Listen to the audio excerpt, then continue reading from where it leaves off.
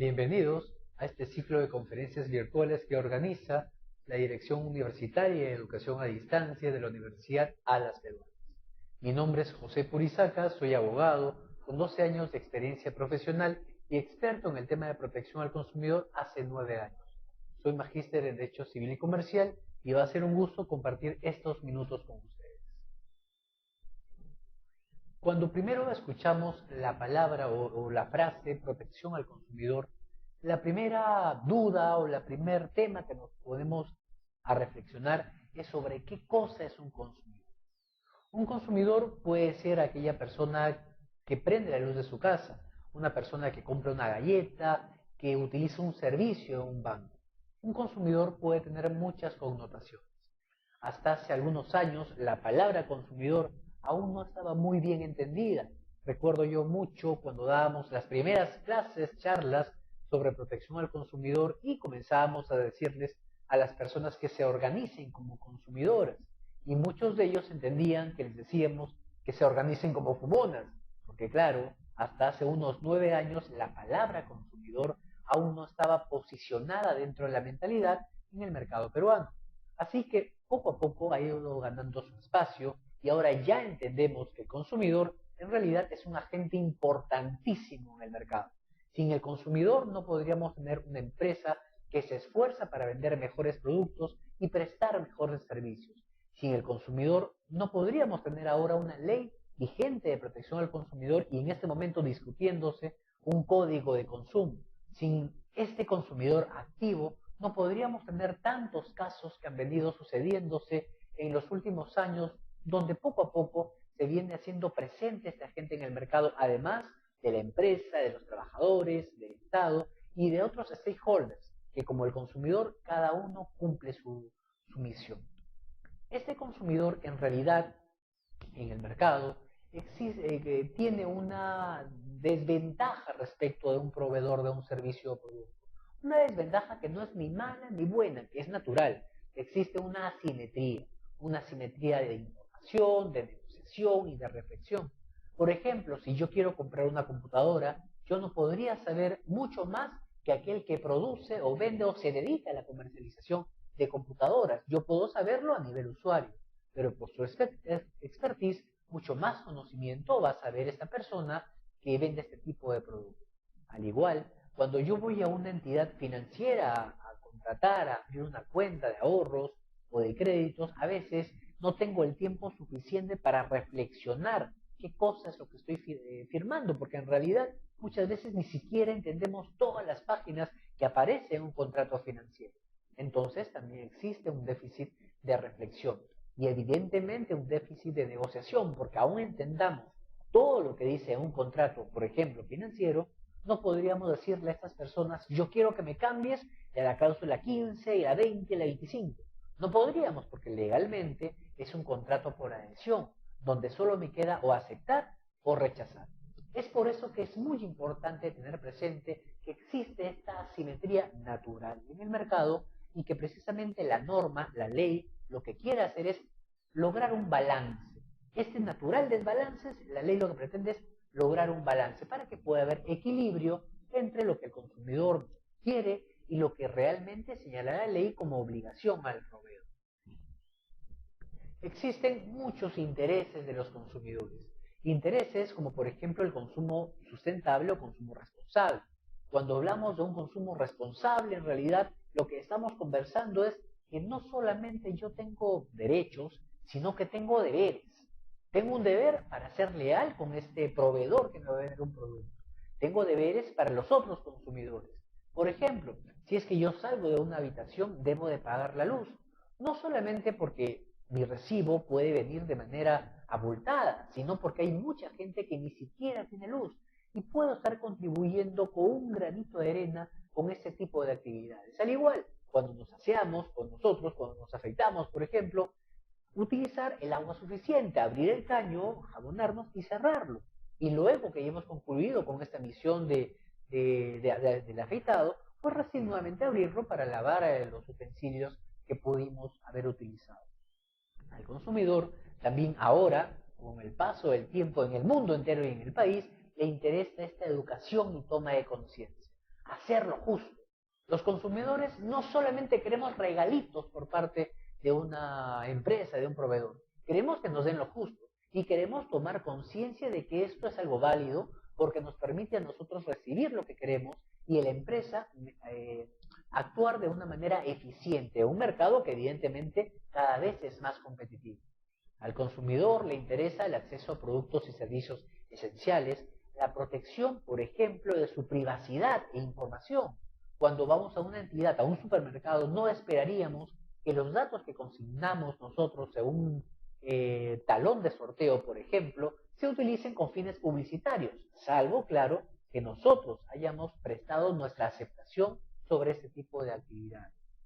Al consumidor también le interesa la solución de conflictos. Muchas veces, en la experiencia que tengo, el consumidor lo que quiere saber es cuáles son las ventajas o desventajas de un producto. Y si un consumidor va a reclamar, a veces el consumidor sale satisfecho cuando le explican, en ese caso, por qué no tenía la razón. Por lo menos quiere que lo escuchen. Lamentablemente en el mercado a veces se le da más prioridad a una persona que va a comprar de a una que va a reclamar, lo cual en realidad significa una pérdida de oportunidad respecto de la fidelización de ese cliente, que estemos la ventaja, la misión de poder enamorarlo, de poder convencer con nuestro buen comportamiento. Al consumidor también le interesa los negocios justos, le interesa la publicidad y las prácticas de mercadotecnia, por ejemplo. A nosotros no se nos ocurriría que si llega un sobre a nuestra casa con una tarjeta de crédito, no se nos ocurriría pensar que ya estamos obligados legalmente. Máxime, si no hemos firmado un contrato, si no hemos solicitado o si no hemos pactado ninguna de sus cláusulas. En alguna oportunidad sucedió que una entidad financiera decidió colocar de esas tarjetas de esa forma, a través de correo, sin haberle preguntado antes al consumidor, lo que traía consigo que al poco tiempo le cobraban los costos de mantenimiento, cosa que era ilegal, porque el consumidor no había prestado su consentimiento. Este tipo son temas de prácticas de mercadotecnia que ahora al consumidor ya le interesa y a la empresa también. La empresa quiere ser cada vez más eficiente, quiere ser mejor, porque yo como empresa no solo me interesa venderla a este consumidor, sino a una cantidad de consumidores y para ello requiero tener la confianza de ellos, tener la confianza del mercado en mi comportamiento. Es por eso que a veces a las compañías sencillamente lo que podría faltar es alguna asesoría o manera de aplicar esta responsabilidad empresarial en todo el entorno que puede significar el mercado. Al consumidor, evidentemente, también le interesa un servicio de información veraz y adecuada. ¿Qué pasa, por ejemplo, si compramos unos test chinos en un supermercado? Vamos a nuestra casa a consumirlo y algunos menores, por ejemplo, se enferman y tienen efectos laxantes. Vamos al médico y descubrimos que la causa fue precisamente esos test chinos. Muy molestos, quizás vamos a asesorarnos con alguien, revisamos la envoltura y en la envoltura, por allí que sí pueda decir, advertencia, este producto tiene efecto laxante. Pero ¿qué pasa si esa advertencia la dice en chino o en alemán? ¿Podríamos entenderla? ¿Podríamos decir que es información veraz? Quizás, pero información adecuada. ¿Llegó a cumplir su misión ese nivel de información para que el usuario sepa cuáles son las advertencias del producto? Pues no. Esto, aparte de ser una vulneración a la ley y ser una infracción a las normas de protección al consumidor, significa una desventaja para la empresa porque la fama que va a ganar por este mal comportamiento va a ser terrible. Otro tema importante es los mecanismos para los reclamos de productos y nos interesa a todos los consumidores productos cada vez más responsables con el ambiente, más responsables con la sociedad. Por ejemplo, si yo tengo 5 productos de igual calidad a precio similar, yo voy a preferir comprarle a una empresa, por ejemplo, que paga sus tributos, que cumple con sus trabajadores, que no ensucia el medio ambiente, que se comporta responsablemente. Comprarle a esta empresa en lugar de comprarle a aquella otra que quizás incumple los derechos laborales mínimos o también incumple el pago debido de tributos o incumple el no mantener limpio el ambiente o las demás obligaciones que tiene una determinada entidad proveedora de productos o de servicios. Sin embargo, toda esta figura de la protección al consumidor se mueve dentro de algo que las normas le llaman la relación de consumo. No existe legalmente protección al consumidor si no existe una relación de consumo. Y una relación de consumo tiene tres elementos. Primero, un consumidor final. Segundo, un proveedor. Y tercero, un producto o servicio en materia de una transacción comercial. El consumidor final, lo que dice la ley es que es la persona natural o excepcionalmente microempresarios que actúan de una manera ajena a una actividad comercial. O sea, alguien que compra el producto para su uso personal o familiar. El proveedor, para que sea considerado como tal proveedor de un producto o servicio, la ley manda que tiene que tener una habitualidad. Si esta persona no se dedica a la compra-venta de máquinas fotográficas o a la compra-venta, no sé, de galletas, entonces no podríamos hablar de un proveedor. Un proveedor es aquel vendedor, aquel comerciante, aquel distribuidor, aquel fabricante y hasta aquel importador respecto de ese producto o servicio que estamos recibiendo. Finalmente, esta relación de consumo contempla que tiene que existir un producto o servicio en materia de una transacción comercial. Es decir, que esto que nos están dando haya sido en materia de un pago, de un precio que hemos nosotros hecho. Y este tema de protección al consumidor incluye la etapa previa y también la posterior. ¿Qué pasa si ya compré o si ya contraté? El ejemplo de una empresa financiera. La empresa tiene la obligación de mantenerme informado, de mantener algún tipo de variación, algún tipo de información que yo necesito conocer para cumplir con las obligaciones que señalan ese contrato que firmo. Entonces, cuando hablamos de los consumidores, hablamos de diferentes tipos de derechos. Algunos de ellos, por ejemplo, el derecho a la información. Todos los consumidores en el Perú tenemos el derecho a una información que tiene 4 características según la ley.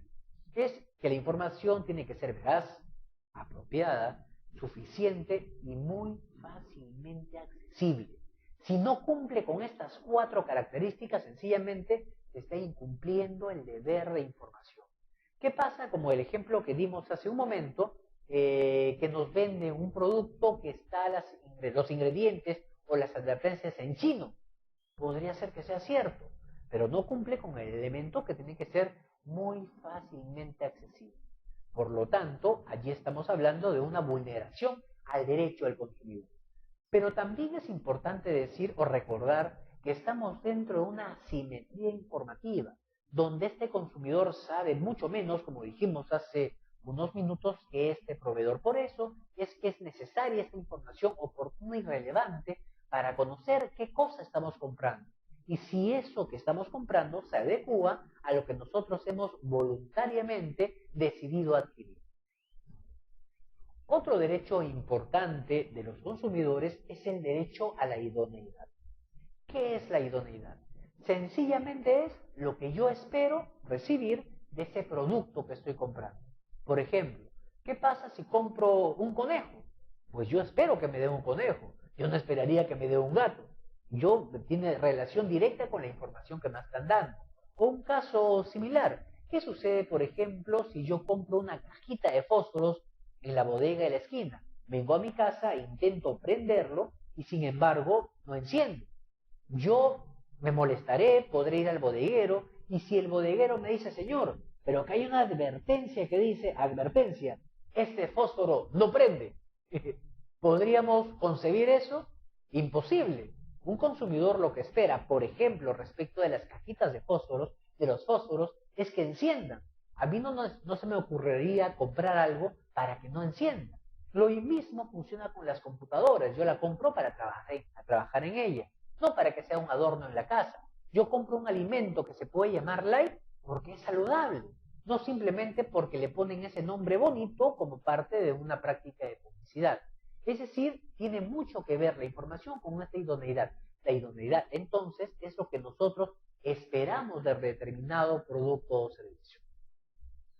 Esta idoneidad, como ejemplos, podemos mostrar algunos. En un momento en nuestro país se vendían diferentes productos con el nombre de vinagre, como ustedes saben, El vinagre tiene una doble fermentación de la fruta que logra un producto natural al cual llamamos vinagre, un producto natural. No nos esperaríamos que esto que estamos comprando como vinagre en realidad sea ácido acético glacial, porque el ácido acético glacial es un producto artificial, no es un producto natural, pero el tema va más allá. En el Perú, en nuestros mercados distritales, se vienen vendiendo este tipo de productos. ¿Y qué sucede? Ustedes dirán, ¿qué cosa es el ácido acético glacial? ¿Para qué sirve? Pues solamente les comento que en muchos países se utiliza este ácido acético glacial para limpiar lunas. Aquí se venía vendiendo como si fuese vinagre. Y esto es una vulneración al deber de idoneidad, porque aparte puede causarnos daño y puede enfermar gravemente nuestra salud. Otros temas importantes respecto a la idoneidad son aquellas comisiones y gastos que la empresa, por ejemplo, financiera, está prohibida de cobrar al usuario. La ley lo dice. No se puede cobrar al usuario, por ejemplo, por un servicio que no le han prestado. Por ejemplo, un cobro de cobranza adelantada. Imposible. La ley lo prohíbe. La ley señala que para comisiones y gastos, primero tiene que ser un gasto real y demostrable, es decir, que la empresa tenga la prueba de lo que está gastando. Segundo, una justificación técnica. Y tercero, que tenga una razonabilidad, que tenga un sentido esto que nos están cobrando y que, claro, lo hayamos aceptado mediante un contrato. Tampoco nos podrían cobrar, por ejemplo, una multa por un reclamo improcedente, porque el reclamo es nuestro derecho fundamental. No podrían cobrarnos por ello. Tampoco nadie nos puede cobrar, y ojo con ello, si nosotros decidimos pagarle antes a la entidad financiera. No me pueden cobrar a mí por un pago adelantado, no me pueden penalizar. Me podrán por allí aplicar una comisión debido al trabajo administrativo que tenga que contabilizar, el nuevo cálculo, pero nada más. No me pueden penalizar, no me pueden poner un castigo por un pago adelantado. Y esto lo dice ya desde muchos años las normas de protección al consumidor. Un tema muy vinculado al tema del consumidor, pero con una lógica diferente, son los temas de publicidad comercial, las vulneraciones a la publicidad comercial. Cuando una publicidad comercial me engaña, nos engaña, no solamente infringe el derecho de ese consumidor, sino que está infringiendo el derecho o la existencia sana y leal en el mercado. Porque veamos, la publicidad, ¿para qué cosa nos sirve? La publicidad nos sirve a nosotros, los consumidores, nos sirve para informarnos sobre las características, ventajas, desventajas de un producto o servicio. Perfecto. También es un mecanismo para la empresa, un mecanismo de persuasión, porque si yo soy una entidad X, a mí me interesa vender ese producto o servicio. Por lo tanto, también es un mecanismo de persuasión para la adquisición de este producto y servicio. Pero también es un mecanismo de competencia. A través de la publicidad comercial, yo como anunciante, yo como empresa, puedo sacar una ventaja comparativa a otras entidades que compiten conmigo en el mercado. Si en el mercado vendemos, no sé, zapatillas, y yo vendo zapatillas, y yo digo que mis zapatillas son de cuero y no lo son, en la publicidad, lo que estoy haciendo no solo es engañar a ese consumidor, sino que estoy actuando o compitiendo deslealmente, porque estoy sacando una ventaja de consumidores que me compran a mí en desmedro de otras empresas de la competencia que también están siendo afectadas por mi comportamiento. O sea, yo estoy permitiéndome lograr consumidores a través del engaño, perjudicando también el mercado que le corresponde a estas personas, a estas otras personas jurídicas. Por lo tanto, también debemos de tener en cuenta que se trata de un mecanismo de competencia. Y en los temas de publicidad, la carga de la prueba, el que tiene que probar lo que objetivamente se señala en la publicidad es el anunciante. No tanto así en los temas subjetivos como los gustos o sabores que pueden existir. Pero en las cuestiones, en las afirmaciones objetivas, la empresa anunciante tiene la obligación de tener la prueba incluso antes de que este anuncio publicitario pueda salir a los medios de comunicación. Hay muchos casos que hemos visto en el mercado. Hemos visto algunas veces que se prometían curar enfermedades y en realidad la empresa o el que prometía curar estas enfermedades no tenía los medios de prueba que decían que esto se curaba, no habían análisis, no habían estudio, y la ley lo que obliga precisamente es que pueda señalarse las pruebas de lo que decimos. En otros casos se vendían aceites light, pero el Códex Alimentario, las normas internacionales, lo que señalan es que para que un producto sea light, que puede existir, es que este producto tiene que estar reducido a un 30% o menos, o de grasas o de calorías.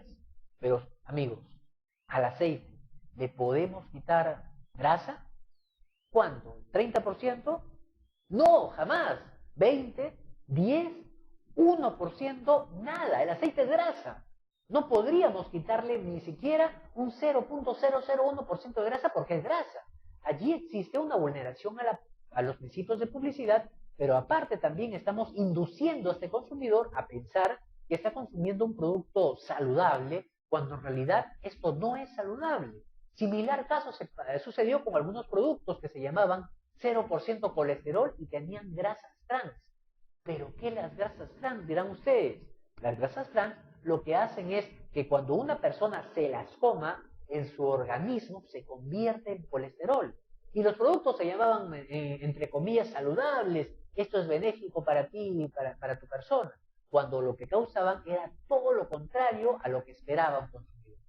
En otros casos, habían productos que se señalaban que tenían harto queso, full queso o bastante miel, entre otros tipos de ingredientes, cuando en realidad solo tenían saborizantes, solo tenían algo que le hacía parecer que tenía, por ejemplo, queso, y simplemente era una sustancia que lo que hacía es parecer a que tuviera queso. O decían que tenía miel, y el tema de la miel es más grave, porque como ustedes saben, en nuestro país la miel no solamente es un sabor, la miel tiene una capacidad nutricional especial. Tomamos miel para estar más fuertes, para estar más saludables, para estar más sanos. O sea, se trata de una serie de temas que en el mercado vemos a diario, en entidades financieras, en productos de alimentos, en productos textiles, en un montón de productos.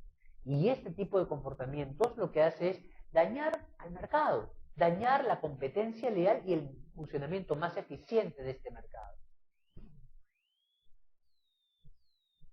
Temas que también tenemos que conversar es que en el Perú existen instituciones de protección al consumidor. Ahora hay varias. Existen muchas instituciones, asociaciones de consumidores muy importantes, que no son sino la agrupación de diferentes consumidores organizados que se ponen de acuerdo para poder defender sus derechos. Y eso es lo importante. Quizás no debiéramos ver al Indecopi o a las asociaciones de consumidores como un Superman que va a defender cuando hay una falla en el mercado. Al contrario, tenemos que ver que nosotros podemos hacer eso. Si, por ejemplo, en la bodega de la esquina me venden un producto vencido, yo tengo la capacidad de reclamarle. Y con mi reclamo no solamente yo me beneficio, yo no solo exijo que me dé un producto a mí, sino que actúo responsablemente con el entorno. ¿Por qué? Porque estoy haciendo que a otros consumidores no les vendan el mismo producto. Y es más, le ayudo a la misma empresa, porque le estoy diciendo, oye, mira, tú tienes esta falla, si tú la mejoras, puedes tener más eficiencia en el mercado y con ello más prestigio y con ello más ventas y más confiabilidad en esas personas que te vienen a comprar. Eso te va a permitir a ti crecer y te va a permitir a ti desarrollarte de manera más responsable. En estos años hemos venido desarrollando al respecto una norma muy importante, una norma que si bien no es jurídica, es la norma ISO 26000, que tiene mucho que ver con el tema del consumidor, con el tema del proveedor, con el tema ambiental, con un comportamiento responsable de la empresa, dentro de lo cual se encuentra el tema del consumidor. Otro punto importante, aparte de las asociaciones de consumidores o de la sociedad civil, son las entidades públicas de defensa del consumidor. Por ejemplo, Indecop, que tiene una serie de funciones y cuya misión es velar por esta solución de conflictos que existe entre un consumidor que naturalmente está en una posición más desventajosa de un proveedor que, como ya dijimos, por su expertise en el mercado, tiene más conocimiento, tiene más sapiencia, más temas que poder resolver respecto de un producto o servicio. Amigos, en realidad el tema de la protección al consumidor es un tema bastante interesante, es apasionante en realidad, tiene mucho que ver con el comportamiento de esta persona como consumidor, un consumidor responsable, que antes de comprar vea bien qué cosa es lo que está comprando, con un consumidor que no compre simplemente porque vea un anuncio publicitario.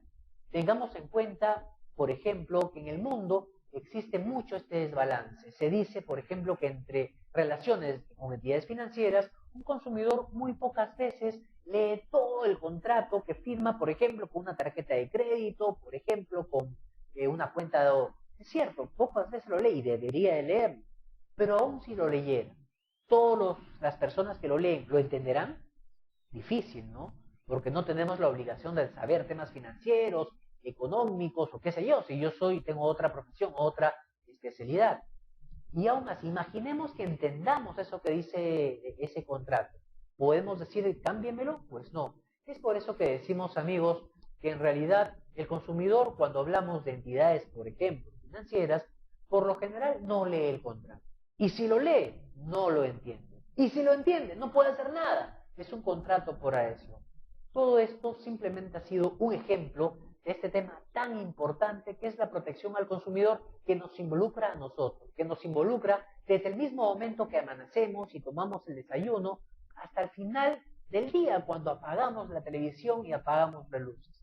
Simplemente dejarles una frase de que todos nosotros trabajemos en una empresa proveedora de productos o servicios, trabajemos en entidades estatales, en universidades o en diferentes instituciones, en realidad todos nosotros somos consumidores.